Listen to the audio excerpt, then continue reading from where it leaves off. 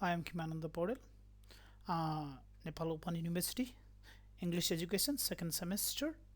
I'm going to present my ideas about linguistic tools. The slides are mainly based on my teacher, Kesab Sigdal. The topic mainly includes cohesion, ellipses, text functions, presupposition, speech act, and impeture. Let me go to cohesion first. It is the use of grammatical or structural devices to guarantee text integrity. There are mainly two ways of maintaining or achieving cohesion. First way of maintaining cohesion is through a set of clearly grammatical devices, as such as the sequence of tenses or junctives that organize the text in time, space, and logic. And another way of maintaining cohesion is through a text of lexicogrammatical devices that are used to maintain the link of identity between terms of semantic information in the text. Cohesion can be maintained through the repetition in the text, like in the examples of Martin Luther King's speech, I Have a Dream. Cohesion through ellipses. It is the technique of missing bits information by missing some information or text from the text. We can maintain the cohesion. For example, he is good at his job. It is automatically known that what he is doing. Ellipsis of the subject is possible in the main class but not possible in the subordinate class. Each language is allowed to miss out. They are meant for language specific economy.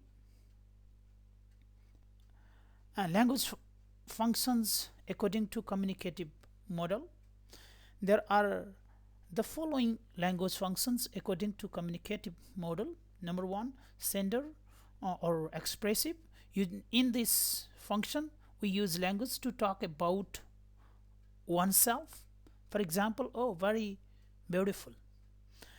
Code or meta-linguistic function, in which language is used to talk about language. For example, you say alino khane, but I say alno khane. There is differently used. And another function is message or poetic, using the form of language for aesthetic effect. For example, dramatic or poetic form of the message, that is called, and that functions as message or poetic function. Another one is subject of referential. It is used to pass on information. For example, I just met a girl named Maria. And another function is channel or fatigue function. It is a kind of social function checking to see if the channel of the communication is working or not. For example, hello, oh, mic testing, by knocking the door we say, are you there, like this.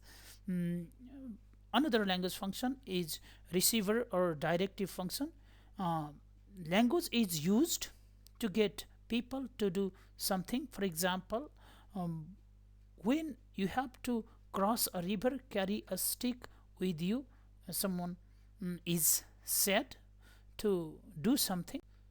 And another race approach of language function, looking for the single dominant function. The concept of text function has been the basis of attempts to make translation scientific and objectively justifiable. Race, as is a German scholar, Catherine Race is the pioneer of this concept. Since every element of the original cannot be preserved in translation, we should begin by determining the text type. In other words, look what is the dominant function of the text. Text function have been suggested by Cicero. The logical function for the informative in which content are oriented or focused in the text type. It preserves the content at all cost. You can sacrifice the style. And another aesthetic for the expressive function. In this, form is oriented as in the previous function informative, where content is oriented, but in aesthetic function we focus on the form. I'm focusing on the sender or author. Preserve the aesthetic effect by reducing in not the content but method or form.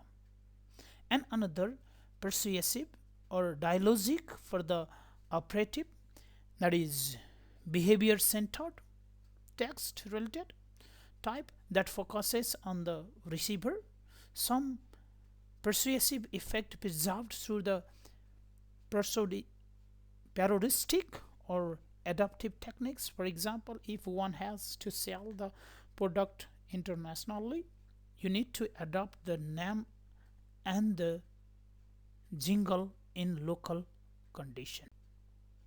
Multifunctional approach. Halliday discusses the text and multifunctional object. Hatim and Mason has summarized his work from the translation point of view. Most of the text convey idea us and talk about the human experiences, that is also called ideational or experiential function.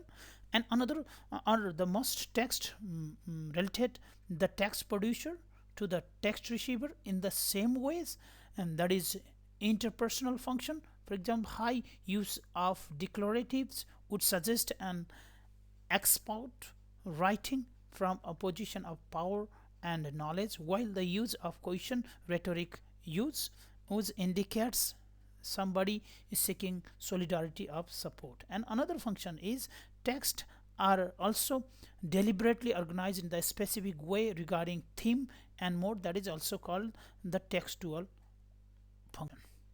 And let me go to presuppositions, that is assumption about the subject in question.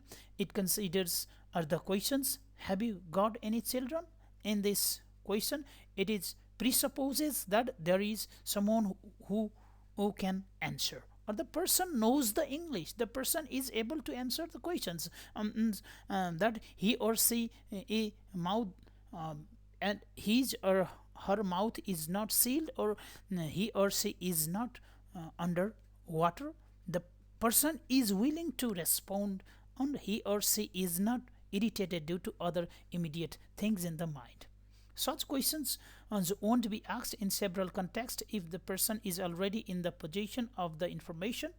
And to the person who is putting flower on grave marked in loving memory of X, the only child of, let's say, Y. If the person is the form a culture that practice enjoy and an attitude of personal reserve in social relationship. Implications for translation. The translator may not share the presupposed knowledge, so he or she needs to undertake the research as to acquire it. The translator must estimate to what extent the target language audience is likely to share the presupposition. This is a difficult task. You cannot patronize and think that they don't know anything else, or you cannot put them in the dark by not supplying what is needed to make the sense of the text. Now let me go to Speech Act. According to G.L. Austin, there are mainly three Speech Act: locutionary, illocutionary, and perlocutionary act. Locutionary act is the act of making a meaningful sentence. Just can you stop singing in Ram or Brose? And illocutionary act it is what the sentence is intended to achieve, what the sentence is used for the purpose. Yeah, it is the purpose or function of the language related, like in Uh, could you please open the door? May I go out? Or I will definitely pay back your money. Promise work or shut the door. Order. May I come in? Requesting like this as our permission. Pre-locutionary act, the effect of utterance on the speaker, the utterance itself, an act or done or performed. Like in the example, police officer in his duty dress says you are under arrest. The action has already been decided to perform or sure to happen. The implications on translation, when translator has to translate, obviously ritualistic, performative, like priest saying I now announce you man and wife, then a literal translation will not do. Appropriate form of the word needs to be used. For another kind of sentence, also translator should be careful about illocutionary act intended by those sentences. And let me go to the implicators. The concept of implicator, organized by Greece, is based on the assumption that conversation is guided by the cooperative principle based on the maxim set by the predecessors. Greece 1975 recommended the four maxims: quantity maxim, that is related to the required information, and quality, that is related to the truth or believable to be true. Another relational maxim, you should be relevant to the point. And another one is manner, you should be clear or polite about using language. This concept was developed to analyze the spoken language. Horse Marine and consider translation as the intellectual cooperation. Like this. Thank